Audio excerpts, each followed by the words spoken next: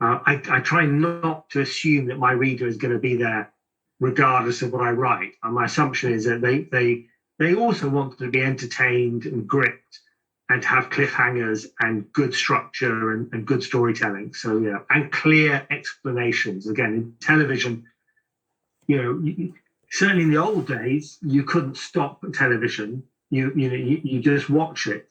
And with a book, you can go back and reread sections, but it's a bit annoying if you have to do that. So I try to write it in such a way that it's clear the first time you read it. You don't have to go back and reread stuff. Yeah. And I think you were talking on like a podcast in Numberphile, and I really love your Numberphile videos, by the way. And in one of your podcasts, in one of your podcasts, you mentioned kind of how kind of watching TV is kind of a very sort of a not very good way to sort of learn these sort of advanced mathematical and concepts, and so there's no really time to pause and ponder and kind of reflect on these subjects. So do you think kind of having a book in front of you, even though it's completely different from TV, do you think kind of giving that time to pause and ponder and reflect on these ideas gives a much more sort of advantage to the reader or to the audience encountering your work?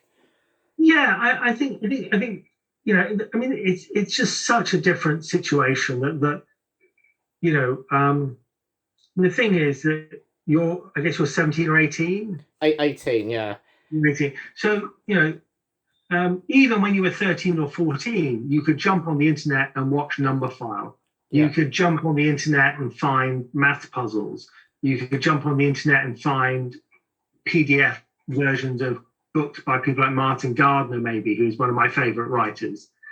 So the great thing is that whether it's video or podcasts or problem sheets, it's all out there for you to discover.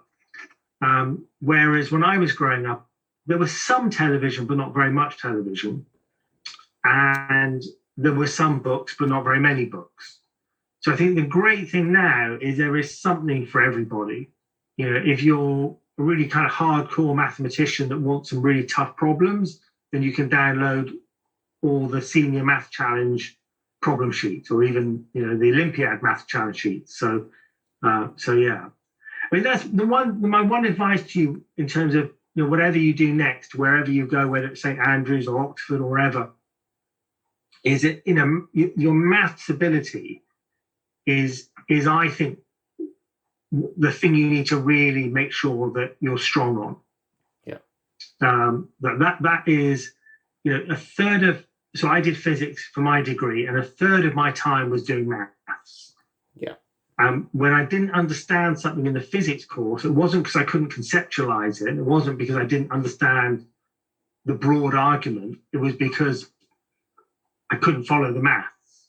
Right. So that's the thing I would say is that the stronger your maths is, the better position you'll be in when it comes to starting your degree. I say St Andrews or Oxford or wherever you go.